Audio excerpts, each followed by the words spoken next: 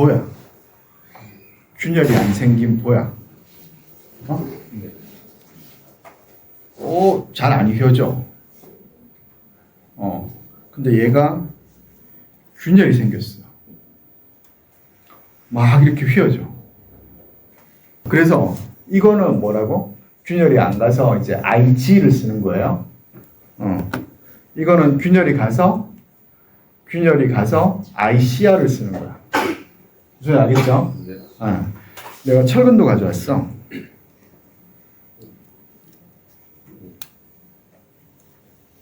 자, 균열이 생기기 전까지는 뭘 쓴다? 균열이 생기기 전까지는 이제 IG를 쓴다는 거야. IG는 폭이 B고 높이가 H면 12배의 BH 세제곱을 그냥 전단면이 다 유효하다고 써요. 그런데 균열이 생겼단 말이지. 균열이 생겼어. 그러면 어떻게 되냐? 중립쪽까지 올라가 버리고 이 아래쪽은 이제 없는 셈 치는 거야. 아무런 힘을 못 받아, 콘크리트는. 그래서 위쪽, 그러니까 균열이 생기기 전까지는 전단면이 다 효과적이었는데 균열이 생기고 나서는 요 빗금친 부분만 압축을 받는다는 거지. 그러니까 이제 여기서는 균열이 생긴 요 윗부분만 압축을 받는 거예요. 윗부분 압축을 받는 거고 거기까지의 깊이가 KD라고 하자. K 값은 구할 거예요. D는 뭐야? D는 원래 D고 K는 1보다 작은 어떤 값이에요. 그 다음에 인장 측에는 철근이 힘을 받겠죠. 철근이 힘을 받는다. 철근이 힘을 받는데 철근의 단면적은 AS야. 그리고 철근의 탄성 계수는 ES죠. ES인데 그러면 우리가 터짐을 구하려면 우리가 휭 강성이 EI라고 했는데 이 값이 다르다는 거예요. 콘크리트에 이 값이 있고 탄성 계수가 있고 철근이 탄성 계수가 있으니 하나만 쓰자. 인장이든 압축이든 하나만 쓰자. 그래서 콘크리트의 탄성 계수 EC만 쓰겠다는 거예요. 그래서 그 효과를 표현하기 위해서 어떻게 하냐 하면 AS라는 철근을 NAS 여기서 N은 뭐예요? 탄성 계수비죠. ES를 EC로 나눈 탄성 계수비를 곱해서 철근의 양이 많은 것처럼 바꿔서 한다는 거예요. 자, 그러고 나면 저렇게 균열이 생긴 단면에 저항해주는 단면의 면적이 나왔다는 거예요. 압축은 빗금친 콘크리트. 그 다음에 인장은 빨간색 빗금친 철근인데 탄성계수를 콘크리트 탄성계수랑 똑같은 걸로 바꿔놓은 철근 이렇게 된다. 그럼 얘를 가지고 단면 이타 모멘트를 구하는데 어디서부터 구하냐? 요 중립축에서 기준으로 구한다는 거예요. 중립축 기준으로. 그러면 직사각형 단면의 가운데에서는 12배의 BH의 세제곱이었는데 밑변에서는 어떻게 하냐? 3분의 BH에 해당되는 게 뭐야? 높이 KD죠. KD의 세제곱이 된다. 응? 그러니까 원래는 12분의 폭 곱하기 높이의 세제곱인데 3분의 1로 바뀐다는 거예요. 위치가 바뀌면서. 그리고 NAS라는 게 두께가 없어. 아주 얇게 한쪽에 있다는 거예요. 그럼 어떻게 하냐? 거리 곱하기 면적 곱하기 거리의 제곱만 갖는다는 거죠. 원래는 요 재료의 요 축에 대한 단면 2차 모멘트도 한번 더해줘야 되는데 이게 워낙 얇아서 그거는 아무런 의미가 없더라. 그러니까 그냥 면적 곱하기 거리의 제곱 이렇게 된다. 면적 곱하기 거리의 제곱. 그 다음에 하나 더 문제가 되는 거는 뭐냐면 압축철근이에요. 압축철근도 있는데 이 압축철근도 어떻게 해요? 콘크리트로 바꿔줬다는 거야. 이건 좀 더 직관적으로 이해가 되지. 콘크리트로 바꿔줬어. 콘크리트로. 자, 그럼 요거의 단면적이 뭐였어? AS 프라임이었는데 여기다가 몇 배를 곱하냐 하면 N배를 곱하면 되는데 자, 일단 n배를 곱했다고 치자. n배를 곱했어. 근데 조금 전에 빗금 치기 전에 요 빨간색을 환산해 주기 전에 보면 요 까만색 영역에는 콘크리트가 있어요, 없어요? 없죠. 까만색 영역에는 철근이 차지하고 있으니까 콘크리트가 없잖아.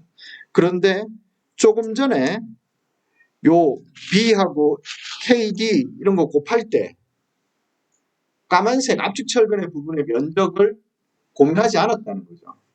그냥 이 전체에 다 콘크리트가 있는 걸로 가정을 했잖아. 그죠? 그래서 한 번 빼줘야 된다. 한 번 빼줘야 된다. 원래 없는 놈을 고려했으니 한 번 빼주자는 거예요. 근데 이제 콘크리트에서 빼주려니까 너무 복잡해져. 왜? 면적 곱하기 거리의 제곱 이런 걸 빼야 되는데 이게 정사각형, 직사각형이 아니니까 면적은 어떻게 구하겠는데 면적은 구하겠는데 거리의 중간, 무게중심을 구하기가 애매하다는 거지. 물론 뭐 큰 차이는 안 나겠지만. 그래서 어떻게 해줘요? 여기다가 한번 빼주자. 이렇게 여기다가 한번 빼주자는 거예요. 그래서 콘크리트가 있는 쪽에서 콘크리트를 고려하는 쪽에서 철근을 고민할 때는 어떻게 한다? M-1을 해야 된다. 면적이. 그래서 압축 철근은 M-1배를 해주고 거리는 KD에서 D'을 빼주면 되겠죠. 그거의 제곱 이렇게 해주면 균열 단면의 단면 이타 모멘트를 구할 수 있었다. 그래서 우리가 이 두 개를 구해서 어떻게 한다고 했어요? 우리 지난 시간에 유효 흰 강성을 어떻게 한다 그랬어?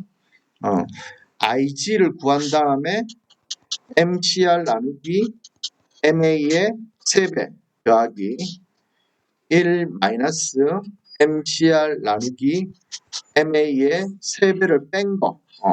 그래서 결국에는 무슨 말이냐면 IG랑 ICR의 이 비율을 정하는데 얘를 100%볼 건지 얘를 100%볼 건지 아니면 얘를 20% 보고 80% 보고 3대 7, 뭐 6대 4 이렇게 나간다는 거예요. 근데 그게 어떻게 나가냐? 우리가 구하고자 하는 그 순간의 모멘트의 크기하고 크래킹 모멘트 MCR의 비율을 가지고 정한다는 거죠. 자, 이렇게 해서 MA는 주어지는 거고 MCR 구하고 IG 구하고 ICR 구하면 그 단면의 유효 휭 강성을 다 구할 수 있다. 자, ICR을 구하기 위해서는 K를 구해야 되는데 K는 어떤 개념이냐면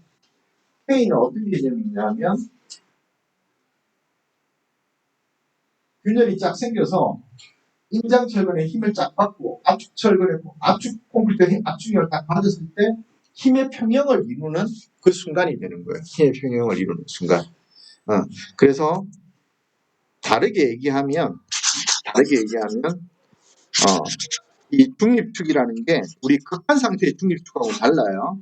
지금은 그냥 균열이 딱 생겼을 때 중립축인데 무게중심하고 같다. 무게중심하고 같다.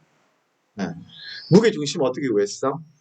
단면 1차 모멘트를 단면적으로 나눠서 구했죠.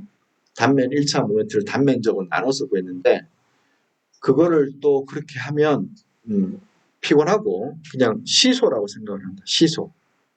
시소라고 생각한다. 시소. 그러니까 우리 시소 알잖아.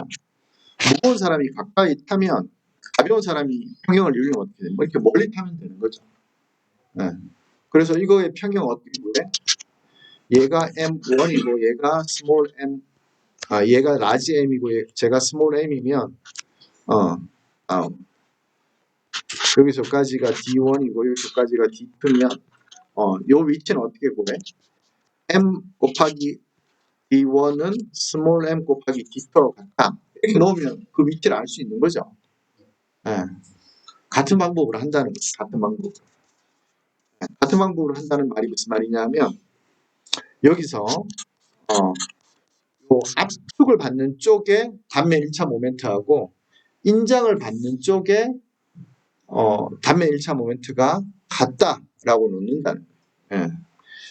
자, 그러면 아까 그림을 다시 그리면 돼요. 아까 안 지웠지? 자, 그래서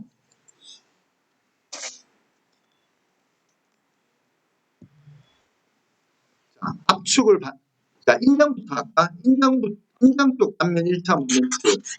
우리가 구해야 되는 건 뭐예요? K죠, K. 우리가 구해야 되는 건 K인데, 그냥 K를 그냥 미지수 X라고 두자. 미지수 X라고 두고, 그러면 여기서까지 거리는 어떻게 돼요? D-X가 되겠지? 그죠? 중립축에서부터 인장철근까지 거리는 D-X가 되는 거예요. 자, 인장부터 불러볼까, 그러면? 인장부터 불러보면, NAS라는 무게가 D-X 거리에 있다는 거예요. 우리가 구하는 거는 뭐라고? 탄성 중립축 거리 X를 구하는 게 문제고, 얘가 뭐와 같냐?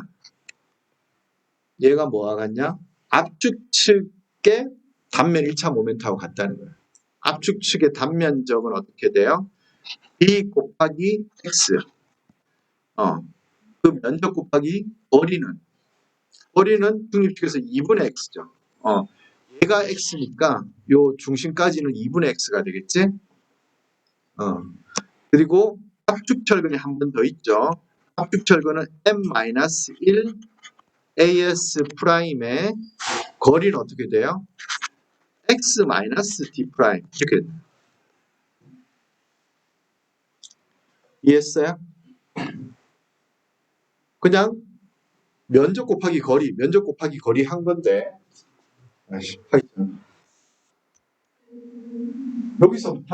여기서부터 얘들의 면적 곱하기 거리, 여기서부터 얘의 면적 곱하기 거리를 갖다가 놓은 거예요. 그게 뭐였어요?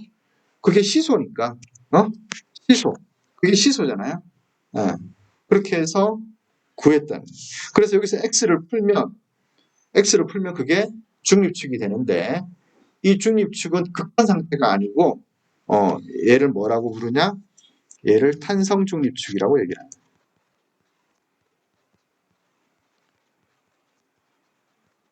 탄성 중립축이라고 얘기합니다. 탄성 중립축이라고 얘기합니다. 그래서 방금 한 케이스가 이 케이스가 되겠죠. 이게 제일 일반적으로 이렇게 제일 복잡한 거고, 이 케이스는 어떻게 돼? 이 케이스는 얘가 없는 거야. 얘가 없을 때, 얘가 0이라고 놓으면 그러면은 압축철근을 고민 안 하는 거지, 그죠? 그 다음에 T형번은 막 엄청 고민되죠. 애가 복잡하니까. 그런데 걱정할 필요가 없어. 일반적으로는 다 압축측, 그러니까 중간고사에 T형번을 배웠기 때문에 한 번 어려운 게 나오고, 중립축이 웹에 있는 경우로 나갔고, 실무에서는 다 플랜지에 있어요. 플랜지에 있으니까 어떻다고요? 그냥 유효 포기만 이런 보라고 생각하면 그만이에요. 그럼 뭐와 같아? 얘와 같잖아. 고민할 필요가 없죠. 자, 그렇게 해서 탄성 중립축 거리 X를 구하면 되겠습니다. 교과서에 K 값을 방금 우리가 식을 세운 게 X에 관한 2차 방정식이잖아. 그럼 그 2차 방정식을 풀어가지고 X와 D의 비율을 구한 게 K 값이에요. 그래서 이제 그 공식이 이렇게 주어졌는데